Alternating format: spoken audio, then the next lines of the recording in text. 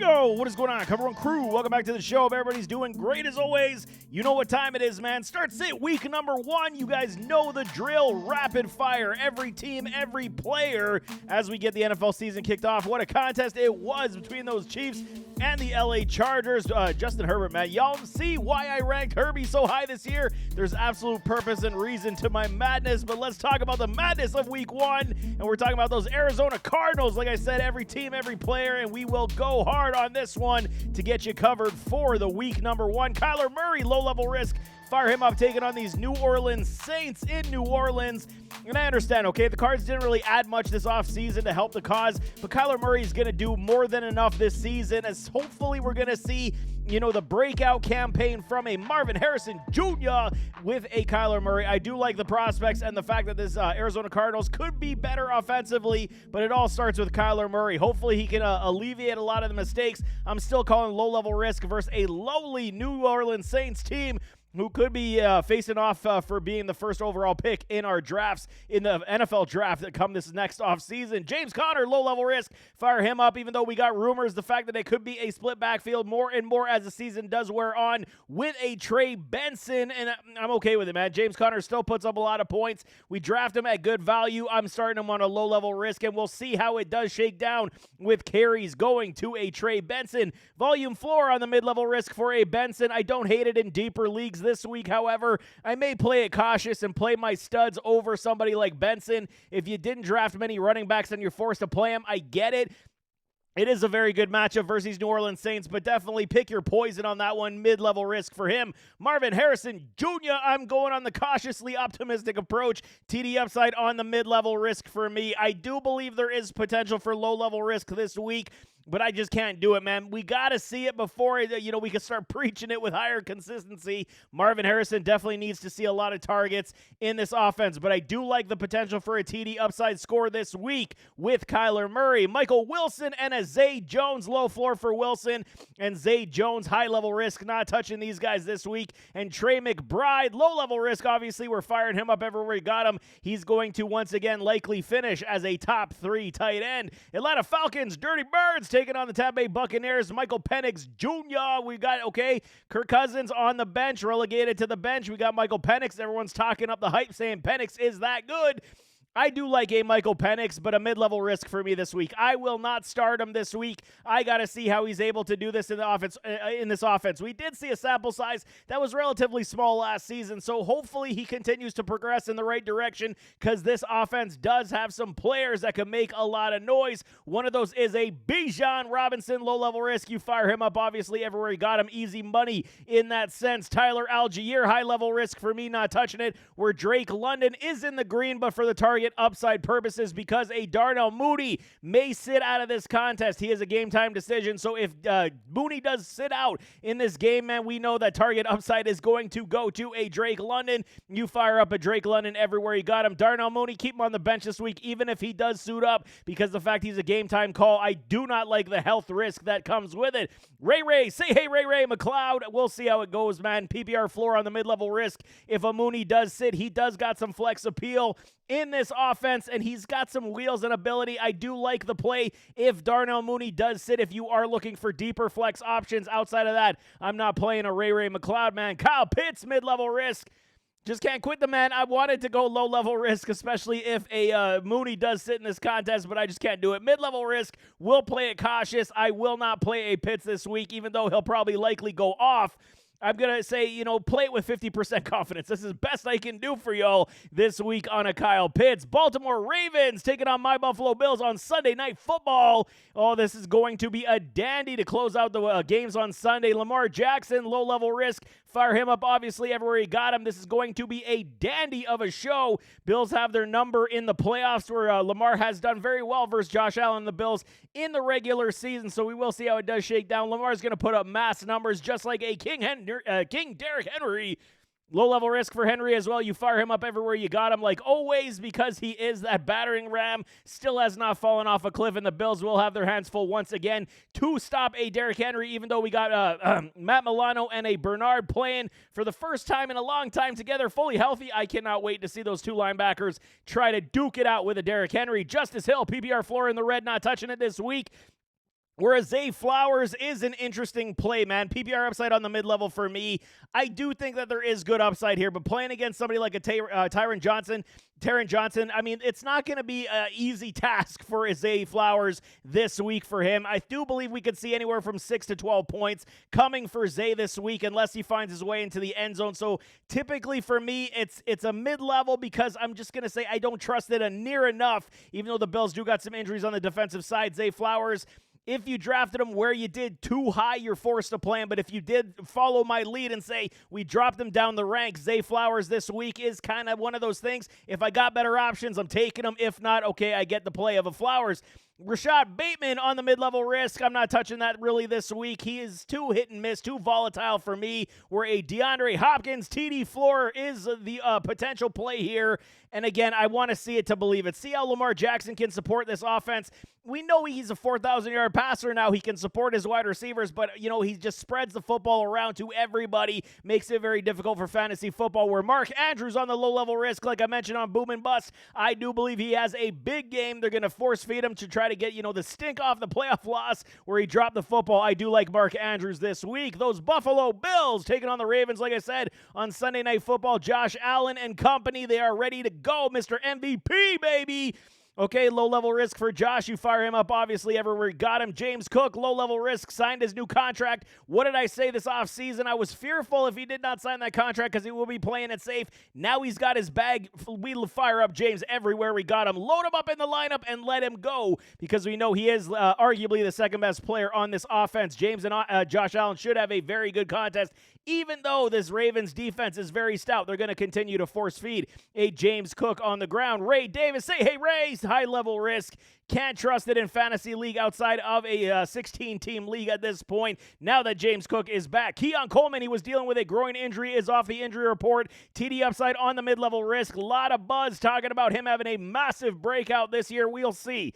I do like Keon Coleman, but there is so many weapons on this Buffalo Bills offense. They're going to continue to nickel and dime everybody where they can. Josh is going to continue to spread the football because it made them one of the highest scoring offenses in the league last year. So why would they go away from something that isn't broke, man? So I'm telling y'all, Keon Coleman, I do like the play as my wide receiver 3 flex option this week. TD upside definitely does exist, but watch out for that groin injury. Could take him out early in this contest. Khalil Shakir, PPR floor on the mid-level risk. I do like it as well. Coming off that ankle injury, there is upside here for Khalil Shakir, but again, he's going to be that safety blanket. I mean, he's going to have his games where he does pop off. I just don't think it's going to be this one. Coming off that ankle injury, they're going to probably play it safe and utilize other weapons this week. Khalil Shakir, I'm kind of, leaning towards putting him on my bench. Josh Palmer, boomer bust on the mid-level. I do like the play of this in deeper leagues as well. 14 and 16 team leagues, you can fire up a Josh Palmer because he is the new addition. And we should see some targets go to his direction. He's vastly underrated and should be a good baller for this Bills team. Elijah Moore, high-level risk. We cannot touch that this week unless we understand the usage. We're a Dalton Kincaid mid-level risk. They're talking good things about him as well. So this offense should morph into being more Keon and more Dalton Kincaid, and then everyone else gets the sprinkles like a Khalil Shakir and company. So Kincaid, I'm going to say play at your own risk. I got a couple leagues where I'm forced to play him, so it is what it is. We pick our poison in that respect. Carolina Panthers taking on those Jacksonville Jaguars. Bryce Young, this is a very good game for both clubs to get right in a little bit of a way that I do like. Bryce Young has looked good, looked sharp to finish off last season. And they add themselves somebody like Tet McMillan. I absolutely love Tet in a big way. This guy is going to be massive for this offense to assist a Bryce Young. Bryce, ultimately started seeing the field much better than he had in the past to start his career. And I think the ascension is only going to continue to grow. Mid-level risk, not really playing it this week, but he can be supportive to his other pieces, which is what we're kind of looking for from a Bryce Young. Chuba Hubbard, low-level risk. Fire him up everywhere he got him. He's always got the rushing upside, even though they added somebody like a Rico Dwaddle. I mean, we'll see if they do start to sprinkle in some touches to Rico. I do think that they signed him for a reason. They're going to spell out a Chuba, but Chuba's got, he got paid, and we saw what he was able to do on the field last year. He's got standalone value, definitely, versus Jaguars. Tet McMillan, good upside in the mid-level risk. Wanted to give him a low-level risk, but I just can't do it in the first game of his NFL career. I think he could still carve out, 5 catches, 80 yards, and a potential touchdown. Worthy worthy enough for a wide receiver 2 start. I'm playing Tet where I got him, man. Xavier Legette, mid-level risk. There is good PPR upside for this man as well, but the consistency is the biggest problem. Can Bryce Young support all these guys? No more Adam Thielen on this Carolina Panthers team. Maybe that role does go to an Xavier Legette. Hopefully it does for all you Legette owners. Playing with caution this week, I'm kind of putting Legette on the bench, waiting to see what we can do. Hunter Renfrow, high-level risk until further notice. And Jatavion Sanders, he is also high-level risk for me. There should be sprinkles of opportunity for him this week, but not near enough to trust in fantasy football. Chicago Bears taking on the Minnesota Vikings on Monday Night Football. Caleb, okay. Ben Johnson, okay. We see what's going down in Chicago. They're trying their best to recreate the Detroit Lions, magnificent offense with Caleb Williams. Ben Johnson is at least, and for me, Caleb Williams, he's okay right now. I was not impressed this offseason. I was not impressed with the preseason. For me, I'm benching Caleb. Will not touch it versus the Minnesota Vikings. They should be able to come after him with the bum rush, make him very uncomfortable as his slow eyes continue. His progression is slow. He's not worthy for me of a start, but there is mid-level risk as garbage time productivity could lift him up into decent point productivity levels, man. DeAndre Swift, volume upside in the green for me. You fire up Swift everywhere you got him. Roshan is dealing with a foot injury, and the rookie, I can't pronounce his name, Monagai.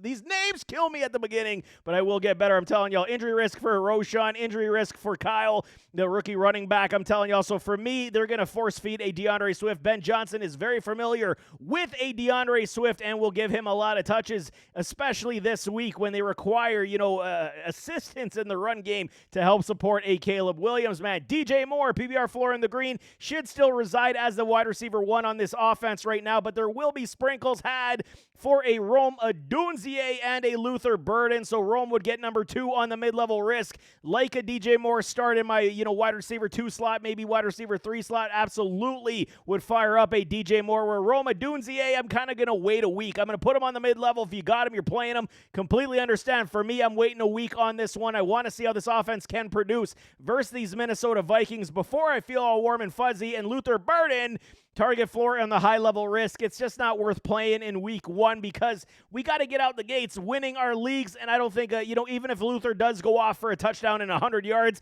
okay, it's a week 1, and we're going to put him on the bench just for the safekeeping because he could legit go 2 for 13 and crush you. So there's no reason to play Luther this week whatsoever, where Cole Kmet is going to be the high-level risk as they're going to try to integrate a Colston Loveland, who I got on mid-level risk.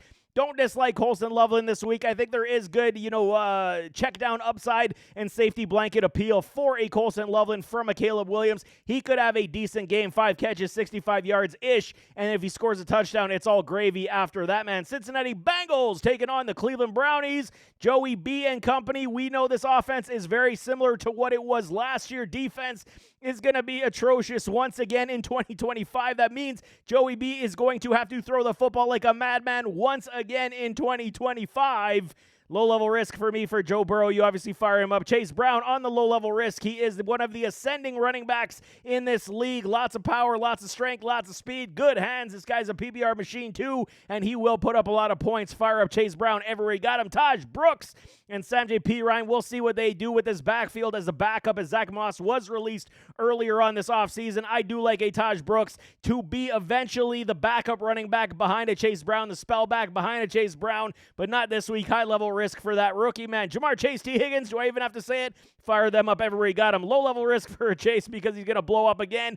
Hopefully blow up again. And T. Higgins, TD upside in the green for me. Absolutely easy money for me, man. Andre Yosevash, you put him as a high-level risk. Not touching it this week. We're a Mike Gesicki target floor on the high-level risk. We know he only gets good play when T. Higgins goes to that medical room. So this week I'm not touching a Mike Gesicki, man. Cleveland Brownies taking on those Cincinnati Bengals, like I'm saying. Joey Flacco, the aging Super Bowl champion, Joe Flacco, trying to, help out the cause here in Cleveland, mid-level risk. We do know he's going to chuck that football I mean, Superflex leagues alone, I'm not playing him in redraft leagues, one quarterback leagues whatsoever, but can he support pieces in this offense? Sure. I mean, it's Joe Flacco. Still has good enough arm to get it down the field, has enough ability to at least spread the football around. Mid-level risk should get you anywhere from 12 to around, 16 points this week. Not good enough, but I'm going to at least caveat that with a mid-level risk. They should compete versus a very weak Cincinnati Bengals defense. Jerome Ford and a Dylan Sampson. Pick your poison this week.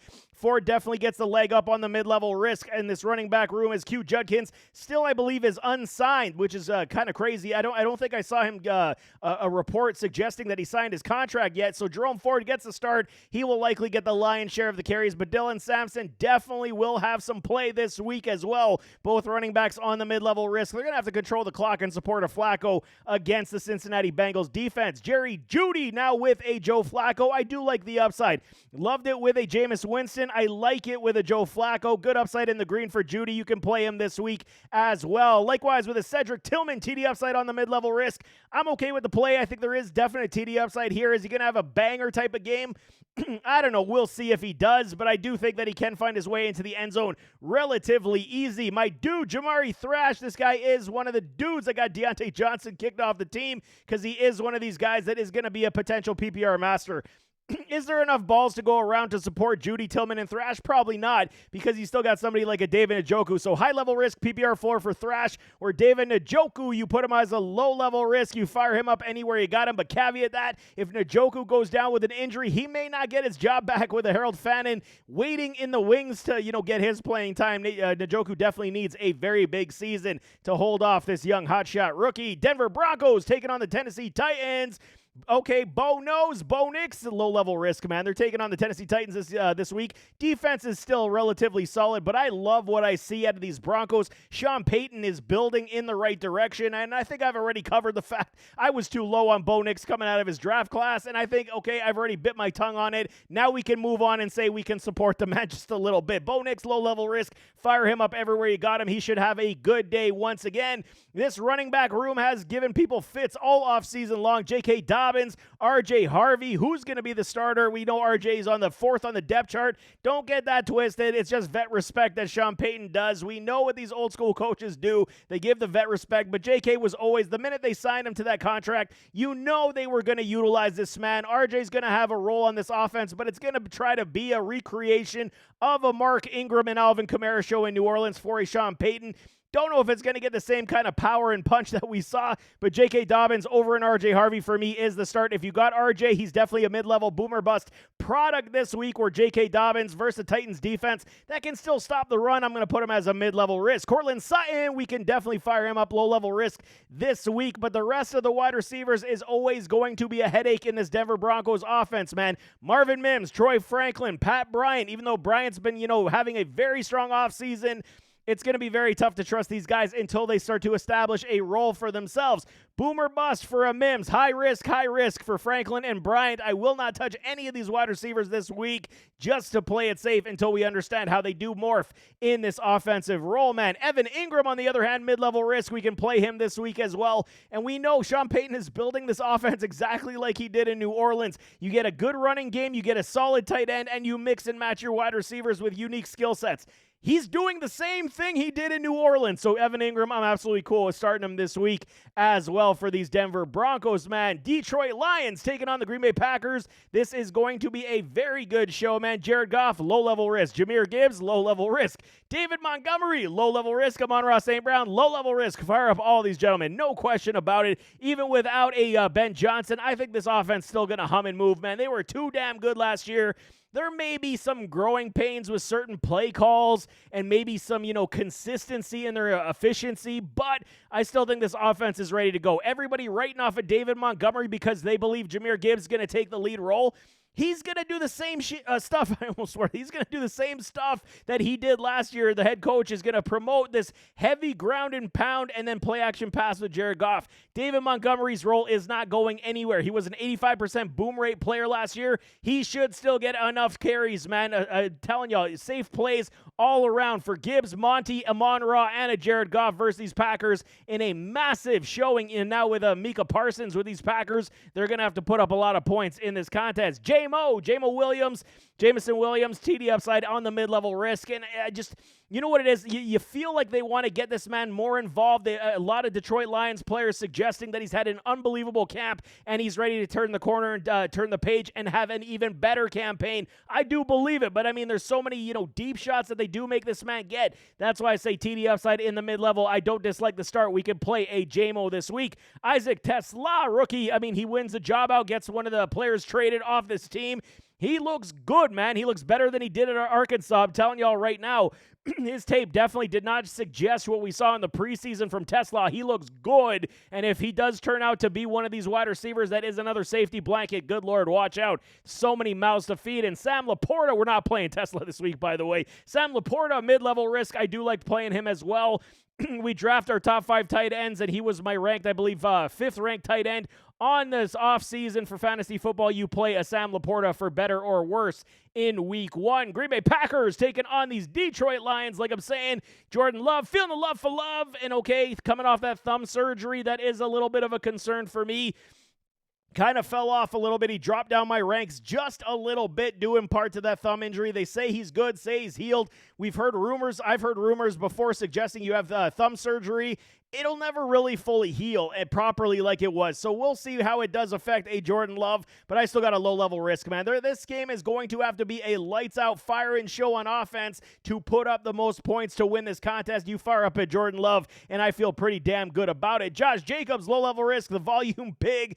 As I said last year, they kind of altered this offensive approach where they started out the gates throwing the football, then they became a more run-heavy team with a Josh Jacobs. He should have another very strong season. Emmanuel Wilson, only the backup to Jacobs, not enough for fantasy football, where we do got some issues at the wide receiver position. Jaden Reed dealing with a foot injury. Dontavian Wicks, he's dealing with a calf. And then Williams, the rookie, is dealing with a hamstring. So everything points to the right direction of a Matthew Golden and Romeo to have a decent game. I do like a Golden this week, man. Boom upside out the wazoo for a Matthew Golden. He's got speed for days. Hands are very strong. This guy could absolutely showcase what he is and why he was a first rounder, no question. Boom upside in the green. Fire up a Golden everywhere you got him. Mid-level risk for a Romeo Dobbs. If Reed, Wicks, and Williams do not suit up in this contest, absolutely I'm firing up a Romeo Dobbs. There is too much chemistry with a Jordan Love. He will go to the well and find a Romeo. Jordan Reed, if he does suit up, it is an injury risk for me in the red. Not touching it, where Tucker Kraft would see elevated numbers also in this offense if all those wide receivers do sit this week. So if they do fire up a Kraft with a low-level risk, I only got a mid-level on him right now because we don't know if these wide receivers like Jaden Reed will suit up. And a Luke Musgrave, high-level risk for me, not touching it until we see otherwise if they intend to go into 12-man personnels more often this season. Houston Texans taking on those LA Rams. Whoo, man, this has been a while since I've done one of these marathons. Getting to me, man. CJ Stroud, mid-level risk versus these LA Rams taking their travels to LA. It's a big season for a CJ Stroud, man. You got to understand the offensive line troubles, most sacked quarterback in the league, the run game, the injuries, everything continues to be bad for these Houston Texans right now. Sophomore slump hit at CJ Stroud. I got him on a mid-level risk. I think the Rams defense is so good at rushing the passer, and we know Stroud just takes the sacks like a madman because the O-line couldn't block. And no Joe Mixon. You got Nick Chubb, who is, coming back from that, drastic, devastating knee injury. We will see, man. I don't have a lot of hope for CJ Stroud to have a phenomenal game. I think he could have a decent game. That's why I got him on a mid-level risk. Anywhere from 10 to hopefully 15 points for CJ Stroud is kind of where I'm gauging. Where Nick Chubb, man, volume upside in the green is the only reason why, because he should get the volume, lion's share of the volume this week, where Dameon Pierce, Woody Marks, they should get, Dari should get some touches as well, so that we could see a four-headed monster this week. I'm almost saying stay away from this backfield in Houston altogether this week until we understand how it's going to break down. But Nick Chubb should get the volume upside in the green just because of volume, where Dameon Pierce mid-level risk. If they do a mix-and-match approach, Dameon Pierce, forgotten man, still got wheels, still got ability. There is upside, but I'm not playing it this week. Kind of staying away from these running backs in Houston in week 1, man. Nico Collins, low-level risk. Fire him up everywhere you got him. He should have a phenomenal season. Hopefully, he can stay out of that medical room. That is the biggest problem that we got. Jaden Higgins, he takes the starting role on this offense. Love me some Higgins.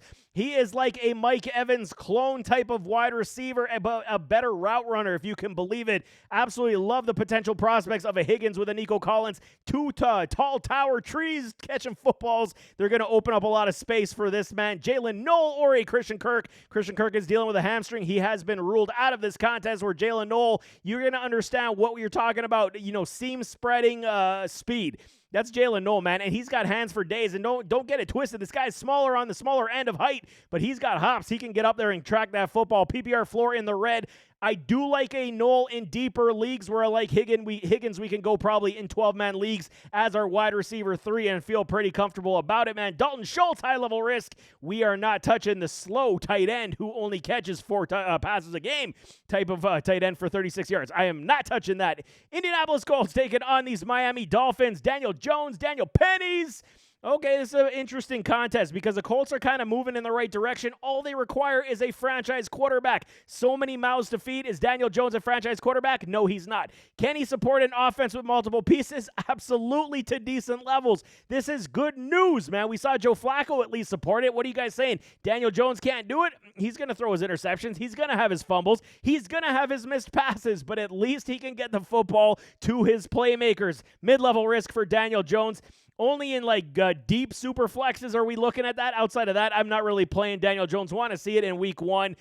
Jonathan Taylor, though, low-level risk. You fire him up. I foresee a big-time boom game. They're going to continue to force-feed JT into the ground with volume and carries. Hopefully set up that play-action pass for a Daniel Jones. Daniel Pennies, Josh Downs, good upside in the green for me. I think there will be a transition, something of a transition this year where we do see a lot more of a Downs and an A.D. Mitchell, but I'm still not writing off a Michael Pittman whatsoever. He's got too much skill, too much ability, and he's been very reliable outside of getting injured. So good upside in the green for Downs. Mid-level risk for a Michael Pittman because I do not think that his role is gone yet. But A.D. Mitchell, if he has a couple more contests, he will start to kick out somebody like a Pittman, maybe sooner rather than later. But boomer bust in the red for A.D. I still like the play of Downs and Pittman this week. I'm still going to put A.D. on my bench, just like an Alec Pierce, high-level risk in the red. Not touching it on the bench, but Tyler Warren, this does complicate matters as well for these wide receivers like a Michael Pittman as well, as I'm firing up a Tyler Warren. I absolutely love the upside, love the game, and safety blanket appeal for Daniel Jones is absolutely smiling him in the face as Tyler Warren is going to be making some one-handers for a Daniel Jones. Jacksonville Jaguars taking on those Carolina Panthers. Trevor Lawrence, T-Law. Okay, this is a huge season, man. When are you going to show it, man? When are you going to tell us that you are that guy, the next coming franchise quarterback? It's been, 5 years, and we're still waiting? I mean, at what point can we just throw in the towel and say, I just can't trust it anymore? I'm going to do it one more time. Week 1 versus the Panthers defense. Low-level risk. Why? Because we got Brian Thomas Jr. and Travis Hunter as the wide receivers. Absolutely. If Trevor Lawrence cannot support these two ballers at the wide receiver spot, I'm done. I will not rank him this high ever again when it comes to risk rank for me, man. Trevor Lawrence, one more kick at the can. Low-level risk with all these weapons versus a weaker Carolina Panthers defense. Travis Etienne, Tank Bigsby, and a Tootin. I don't have Tootin listed here, but this could be a triple-headed monster in this backfield as well. If I'm going to choose, man, this week I'm going to say Tank over an Etienne, but it could easily flip, man. Travis Etienne still taking running back 1 duties for majority of the offseason, but this should be a 50-50 split backfield with maybe some Tootin as the game does wear on. Mid-level risk, very hard to trust in this contest, but these guys, if they can... We've seen teams utilize 2 running backs to high levels of success. Why can't they do it in Jacksonville? So maybe they'll both eventually be very much high-plus starters. This week, I'm going to play cautiously, say mid-level risk for both these guys. Pick your poison. I'm going to lean Bigsby over Etienne this week, but that may change next week as we see the usage. Brian Thomas Jr., low-level risk, fire him up. No-brainer. Don't even think I need an explanation on that one. Where Travis Hunter, mid-level risk. They got him as a backup DB and a starting wide receiver, so this tells me they may utilize him a lot on the wide receiver role, and I love me some Hunter. Absolutely fire up Travis this week as well. Mid-level risk. Only because if he does play some defense, I wonder how many times he's going to be standing on the sidelines. Diami Brown, high-level risk. They won't have enough targets to pass around. And Bretton Strange, TD upside on the mid-level risk. I said he was one of the late-round sleeper tight ends. I'm playing him this week. I think there is good upside now that Evan Ingram is gone. We obviously understand and know they got rid of an Evan Ingram for purpose because they had somebody like Bretton Strange to take the reins, man. Los Angeles Rams taking on the Houston Texans. Matthew Stafford dealing with that back injury until Stetson Bennett started throwing the football like a madman in preseason. All of a sudden, he's like, yeah, my back feels pretty good, and he's playing. I told you, man, he was getting the vet treatment. Yeah, there's probably some back soreness or a strain in that vertebrae like they say, but it's not near enough to keep him from playing football. They gave him an epidural, and we saw, like I said, Stetson Bennett play very well. So he's like, yeah, I'm good, man. He's not taking my job just yet. Mid-level risk for Matthew Stafford. This offense should be very strong, but I do like the Houston Texans defense. That secondary is definitely on the rise. They got a bunch of ball hawks that will be coming after him. So mid-level risk for Matthew Stafford. I think there are better options, but he should have a decent day. If you got better options, obviously take him. Kyron Williams, low-level risk. I think the utilization in the pass game will save his day. He should score a touchdown in this contest as well. Absolutely fire up at Kyron Williams. Blake Corum. I mean, we're not seeing split touches yet in this backfield. High-level risk. They got a Jarquez Hunter as well. Not touching any of those guys at this point, Kyron, and he got paid, so they're going to use them into the ground, no question. Puka Nacua and a Devontae Adams fire both these guys up in a big way. Devontae maybe should have a better day than a Puka, but I mean, both these guys should be relatively safe in this offense this week, even up against Derek Stingley and company. Houston Texans defense, the secondary is so damn good, but these guys will definitely give them a run for their money this week. Tutu Atwell and a Tyler Higbee. I am not touching high-level risk and PPR floor respectively. Will not touch them this week as there are other mouths to feed that should produce in this offense. Las Vegas Raiders taking on the New England Patriots. Geno, mid-level risk for me. I like the play, man. I mean, no Gonzalez this week as well. He's dealing with an injury.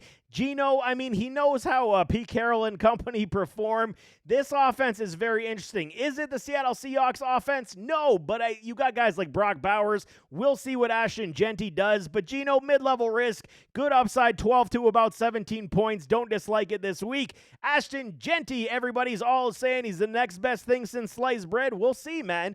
I'm not a Genty hater, not whatsoever. TD upside definitely is in the green, but if you saw Omarion Hampton run in his first game takes some time for a lot of these rookies, man, unless your name's Trevion Henderson. Wink, wink. I mean, a little foreshadow, but I'm telling y'all, Genty should have a decent day. I think at least Geno can get this team down into the red zone, and Genty should at least be able to pile in a touchdown in his first contest. So I'm going to say, absolutely, we're firing up a Genty this week for the TD upside in the green. Raheem Mostert not touching it on the volume floor, even though he could get some carries and touches this week, where Jacoby Meyers requested a trade. PPR upside, I'm going to give him a mid-level risk for this one as well, because I do think there is sound upside for a Jacoby. Even though he requested a trade, they're going to say, no, we're not trading you because we need you, because there's no other wide receivers like you on this team. I do like the play of Meyers in my flex or wide receiver 2 spot as well, man. Trey Tucker, low floor in the red. There could be some upside here. Not trusting it this week. We're Deontay Thornton Jr., good upside for this rookie, man. Or Dante Thornton Jr., good upside in the green. He built mass chemistry, showcased the fact that he's better than what he was advertised. Even his tape didn't really necessarily flash like he did in camp. His tape was good. I'm not going to suggest it wasn't. He just looked slower, and with the Raiders, he just looked so much faster. I don't know what it was, man. Maybe he's eating his Wheaties with these Raiders. Good upside for me. Tricky start outside of 12-team leagues. Going to say 14 and 16. You can fire up a Thornton this week, where Brock Bowers should continue where he left off, being the number 1 target here with these Raiders, man. Miami Dolphins taking on the Indianapolis Colts, man. Tua Tagovailoa, mid-level risk for me. I mean, he's going to put up numbers. This offense and this team is definitely in disarray. What are they going to be? Is this the last kick at the can for Coach McDaniel as well? Are they going to, blow this thing up if they don't make the playoffs?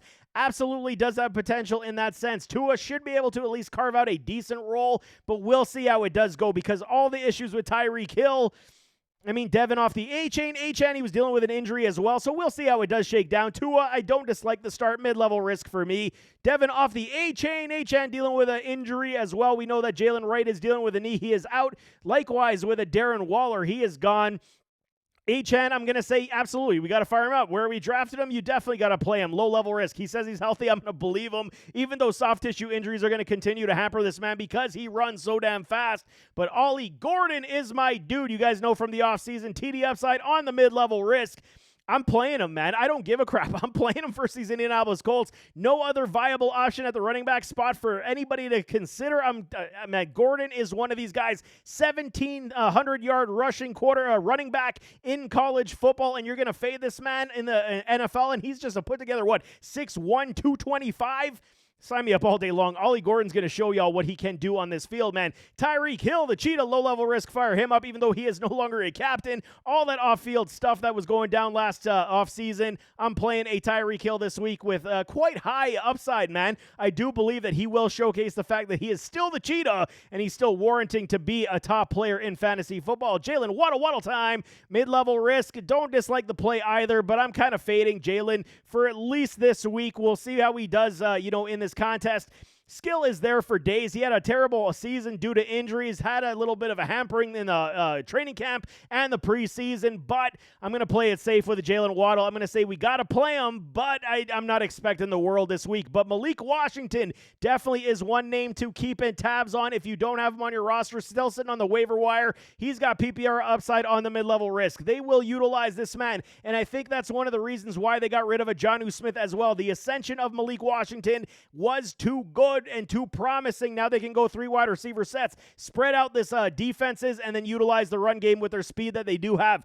This offense still is going to move, but we'll see how they do move without certain pieces like a Jonnu Smith, because they got a Julian Hill as their backup with Darren Waller out, and we're not touching that this week. High level risk. Miami and Indy's definitely going to be a very interesting contest. Minnesota Vikings taking on the Chicago Bears on Monday Night Football. JJ McCarthy, basically his rookie season. But we got to give credit where it's due. Coach O'Connell knows he's the quarterback whisperer. He can school up all his passers to be something, man. You got to crawl before you walk, man. I'm not playing JJ this week, but I'm hoping for the best because we do got a lot of shares of a lot of these players that he does support.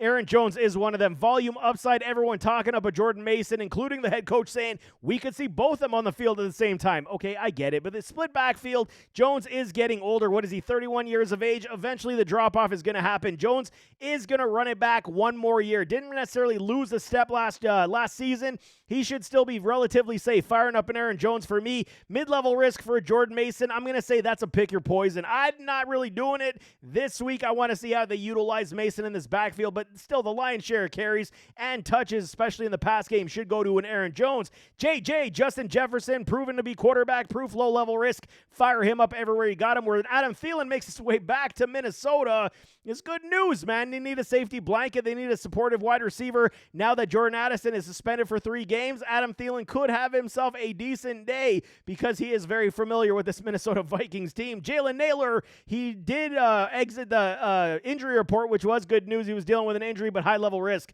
I'm not touching it this week, even though this man does the only thing he does is catch touchdowns. It's not near enough targets to go his direction. We're a TJ Hawkinson. Fire him up everywhere he got a mid-level risk, but it could be that much better. I absolutely love the play of a TJ Hawkinson this week. New England Patriots taking on those Las Vegas Raiders. Drake May, my dude. You know what sucks is that the New England Patriots have so many players that are my guys, quote-unquote my guys. Drake May, Trevion Henderson. These guys are my dudes. How can they be playing for the enemy? Low-level risk for a Drake May. I think we do see the ascension rise, especially against the Raiders defense that still does have a lot of holes and a gaping issues on the back-end secondary. Drake May should be able to find his new plethora of wide receivers on the regular. If you're playing Drake May, I'm totally supportive of it. Low-level risk for me. He should have at least 2 touchdowns in this contest. Trevion Henderson, my dude, the Ohio State Buckeyes. Love me some Trey. Told y'all. Going back to his scouting report this offseason, I said he could be the best running back coming out of this draft class. Everyone scoffed at me and said, you're crazy. It's Ashton Genty. Trevion Henderson is this good, man. He's an all-around running back. Speed, wheels, hands. He's got pass pro for days. He's very intelligent, and he's a football rat. This guy's going to be a player. I'm telling y'all, man. TD upside in the green for me. You got Trey. I'm firing him up everywhere you got him. Ramondre Stevenson isn't necessarily going anywhere. More split backfield like we're seeing with a Detroit Lions, Gibby and Monty show. This could be a new recreation of that as well. Ramondre still has standalone value on a mid-level risk where they're going to split more carries. to be that much more healthy. Dre does have some fumbling issues of late as well, so definitely watch out for that. But I don't dislike the play of Ramondre Stevenson this week as well. Stephon Diggs, weekend Diggs it, man. So, I mean, he was saying he hopes he's not on a snap count. He's looked too damn good this offseason from his ACL injury to be on a snap count, in my opinion.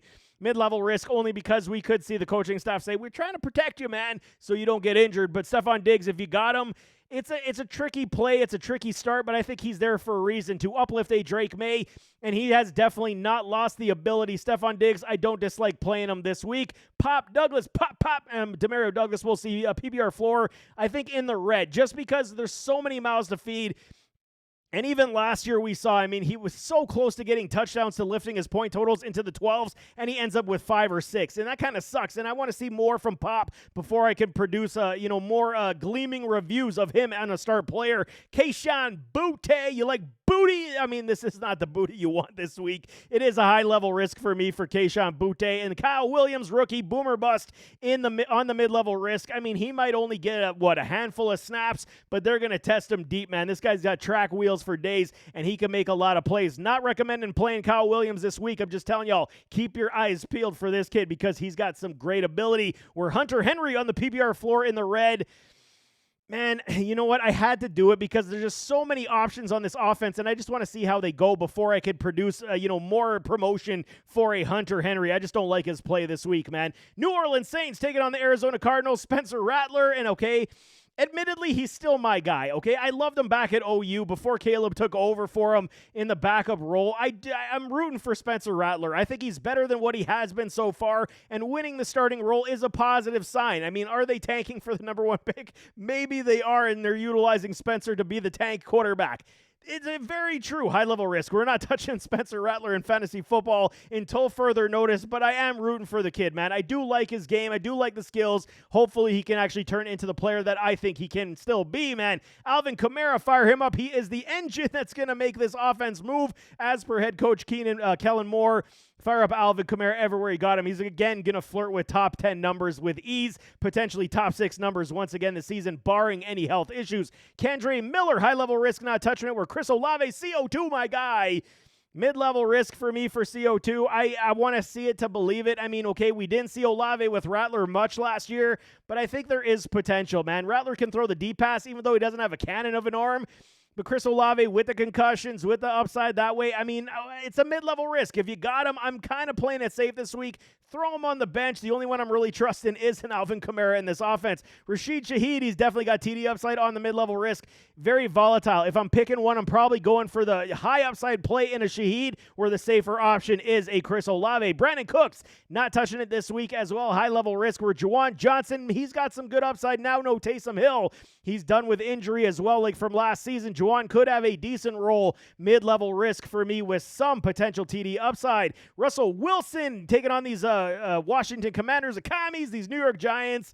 Mid-level risk for Russ. I mean, he's not the same player he was, and eventually I do believe we're going to see Jackson Dart. So mid-level risk for Russ, not playing him this week. Hopefully he can just, continue to throw those moon balls to Malik Neighbors so we can all smile and be happy. Here we go, another tandem backfield in the making. Very young tandem backfield. Tyrone Tracy and Cam Scattaboo. I mean, mid-level risks for these guys. I think they're going to split touches very well. They will be very complimentary of each other. A lot of people suggesting that Cam Scattaboo can be a lead back in this league. I'm not going to say he can't.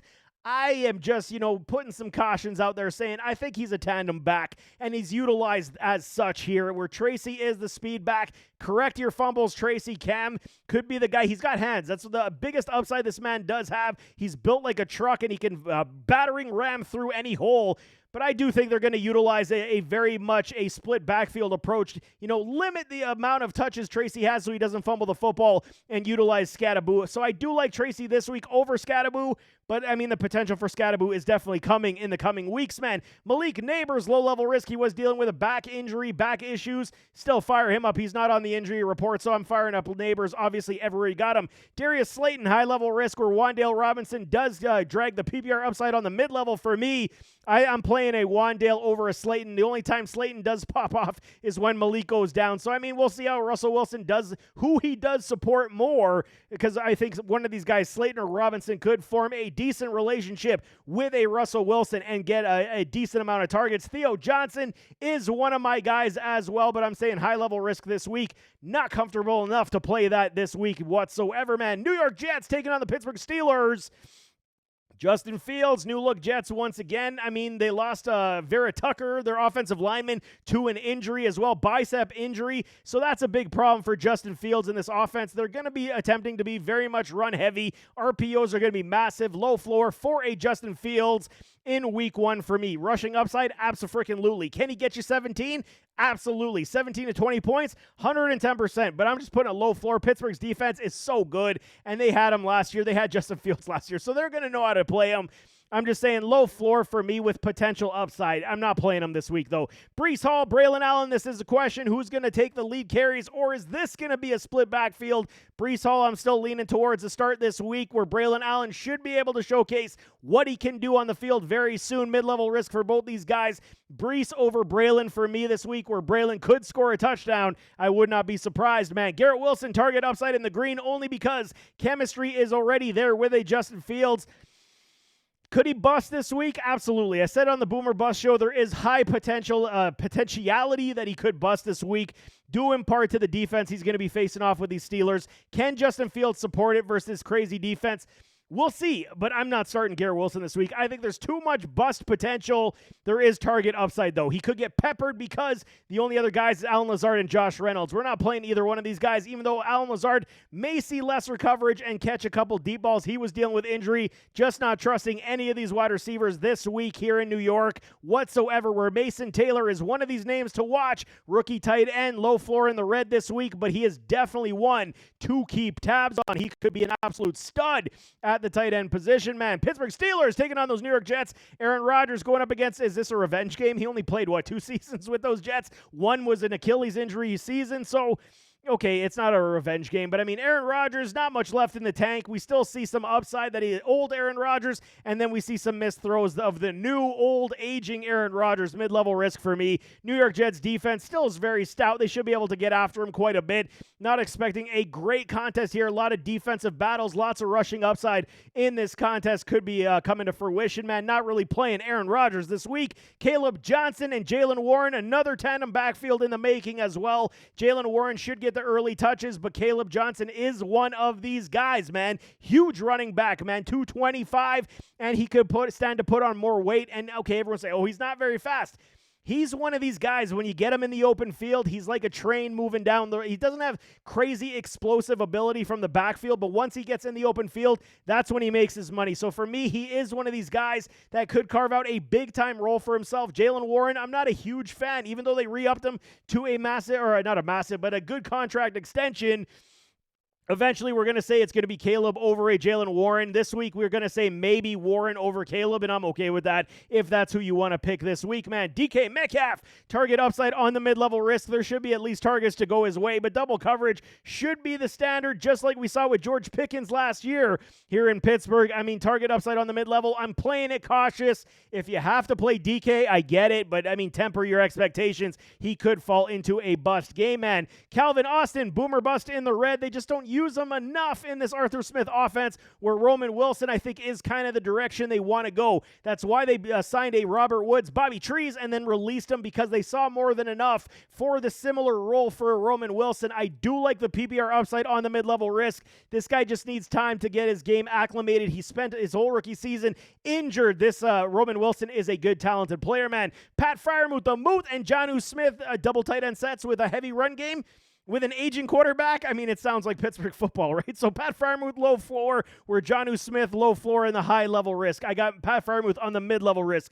They just don't utilize their tight ends near enough. We know Arthur Smith wanted to trade for a Jonnu Smith because of his familiarity. So, I mean, I'm not touching either one of these guys this week. If I'm going to say it, more upside to Pat Freiermuth because he's been there, and then Jonnu Smith maybe gets sprinkled in after that, but I really don't like either one of them this week. San Francisco 49ers taking on the Seattle Seahawks, and Brock Purdy Low-level risk, he's good, man. He was like an 80% boom rate player last year. He's going to do it again. This guy's supremely efficient, but the big news is Christian McCaffrey. Injury risk, he popped up with a calf injury. He says he's not worried about his Achilles, but I mean, if they went and traded for a Brian Robinson Jr., you know that they're a little bit worried and skittish about this injury. So for me, injury risk in the green. If CMC suits up, we're playing him for better or worse. But if you got Brian Robinson, this is the best handcuff you could have gotten because mid-level risk, he's going to get his touches this week, especially if CMC isn't 100%. You could probably play a B-Rob this week with a Christian McCaffrey and feel pretty good about it versus Seattle Seahawks, man. Ricky Pearsall, low-level risk for me. You know, I do like the fact because he's been there all camp. Juwan Jennings sat out, waited for a contract extension. He got some incentive money coming his way, but he missed all of training camp basically. So Ricky Pearsall is my low-level risk play for the wide receiver room where Jennings should be able to pick up where he left off. I just think he could get gassed with not so much conditioning, and they did have to bring up a Valdez Scantling because Russell Gage even went down with a knee injury. So, I mean, you're not touching Valdez. They're just having him there because he can stretch the field, at least for this offense, where George Kittle, the people's tight end, you fire him up obviously everywhere you got him. He is too damn good and should be the heaping of targets this week for this offense. Seattle Seahawks taking on these San Francisco 49ers. Sam Darnold, new look Seahawks. You know what? I do like the Seahawks offense quite a bit, man. Everyone's downplaying the fact of Sam Darnold. You don't go to a team like the Minnesota Vikings with Coach O'Connell and not take anything away, man. I think he's figured it out more than enough, especially in what they're trying to do with this offense, man. Kenny Walker, the third, K9, and Zach Charbonnet, they're going to form a beautiful tandem running back approach in this offense. Low-level risk for Kenny Walker. Looks like he's good to go. They held him out the entire offseason, was dealing with some injuries, but Charbonnet is one of these guys. He's a lead back in this league as well. Low-level risk for Kenny, mid-level risk for Charbonnet. I can suggest playing both because they will utilize the run game as well. Sam Darnold, good upside on the mid-level risk. Do not dislike it whatsoever.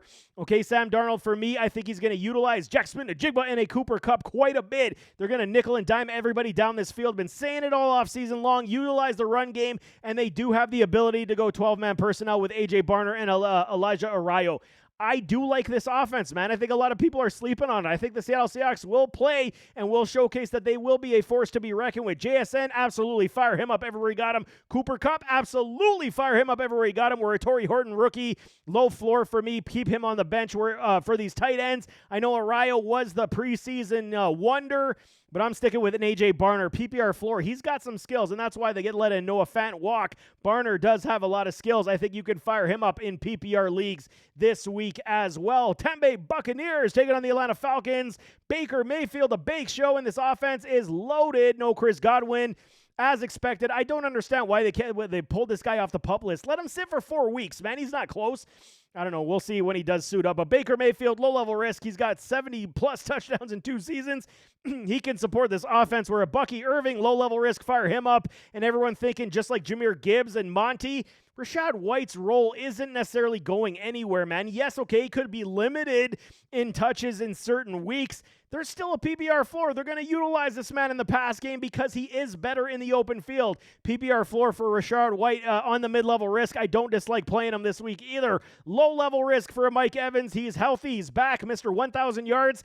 Fire him up everywhere he got him. Emeka Egbuka, we got to fire him up. Mr. OSU as well. Mid-level risk. I'm only saying mid-level because we'll see how many targets he does get, but he is the real deal. I've been telling y'all about Emeka for like 4 years. Absolutely love this kid. He's going to show out, and then when Chris Godwin comes back, Mike Evans, Emeka, and Chris Godwin, good Lord almighty, this offense is going to be humming.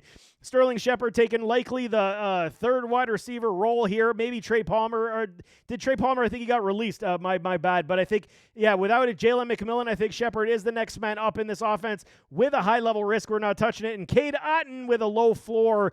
He only sees his targets increase with injuries to this wide receiver room. Tennessee Titans taking on these Denver Broncos. Cam Ward, high-level risk. Not playing many of these Titans this week versus this crazy Denver Broncos defense. We could see Cam Ward have a couple, welcome to the NFL moments this week, and it could get pretty ugly, man, so I'm sitting at Cam Ward this week. Likewise with a Tony Pollard, mid-level risk. I do not like the play. He's going to get the volume, and he could get some garbage time productivity. I'm just not willing to bite my fingernails off until the end of the game to get there, so I just don't like it. Mullins has been dealing with an injury. He is the backup now that Tajay Spears is on the IR with that ankle injury, and Calvin Ridley likely facing up against a Surtain. Do not like it whatsoever, even though I do like the potential of Cam Ward and Calvin Ridley this season. Garbage time productivity is the only thing saving a Calvin Ridley as well on the mid-level risk, unless he does break free and Cam hits him. I mean, we're waiting until the end of the game gets out of hand, potentially, for them to actually feed a Calvin Ridley. Tyler Lockett, low floor for me. Lockett and Ridley could form a very nice duo, and that's another reason why I'm so in on Calvin Ridley this year, because you got a coverage puller like a Tyler Lockett to help out the cause, along with an A.O. Maynard, rookie from college football from a Stanford, high-level risk this week. Even though he earned his spot, he will eventually get there, potentially week 6, week 8. We could see an A.O. Maynard start to pick up steam. High-level risk week 1. We're a Chiz Okonkwo, mid-level risk. Safety blanket appeal for any rookie quarterback definitely does bear fruit, and I do like the potential play of a Chig Okonkwo this week. Last one we got is the Washington Commanders. The Commies taking on these New York Giants. Jaden Daniels, low-level risk. Fire him up. They traded a B-Rob to go with a multi-back set. We got Austin Eckler. We got Croxy Merritt. We got a Rodriguez. We know they're going to utilize all three of these gentlemen. Austin Eckler is going to be the lead back to start this game. He is the running back 1 on the depth chart. And we're going to see who's going to win the secondary role. Is it going to be JCM or is it going to be a Rodriguez? I got my money on Rodriguez early, but JCM, he could absolutely gain some touches. Low risk for Austin Eckler. Fire him up everywhere you got him. We're a volume floor on the mid-level risk for JCM. It's tough to trust week 1. I'm not going to trust it. I'm going to keep him on my bench, and then we'll see how the usage does shake down. Scary Terry McLaurin, it does scare me, even though he says, I'm in the great shape, even though I wasn't in camp and blah, blah, blah. He got his bag, so he is happy with the payday. Does he have enough in his legs that haven't been practicing near enough to be that elite playmaker on week 1? I'm still playing him this week. Low-level risk, but I'm already preparing myself to be disappointed if he does not get there. Debo, on the other hand, good upside. Everyone said he's fat, he's overweight, does not look good. Absolutely not. You fire up Debo everywhere you got him. Cliff Kingsbury's going to have a master plan class for Debo in this offense without question, man. Luke McCaffrey not playing at high-level risk, where a Zach Ertz does have TD upside on the mid-level risk. And I'm definitely playing him this week as well. But there you have it. That is week 1 marathon.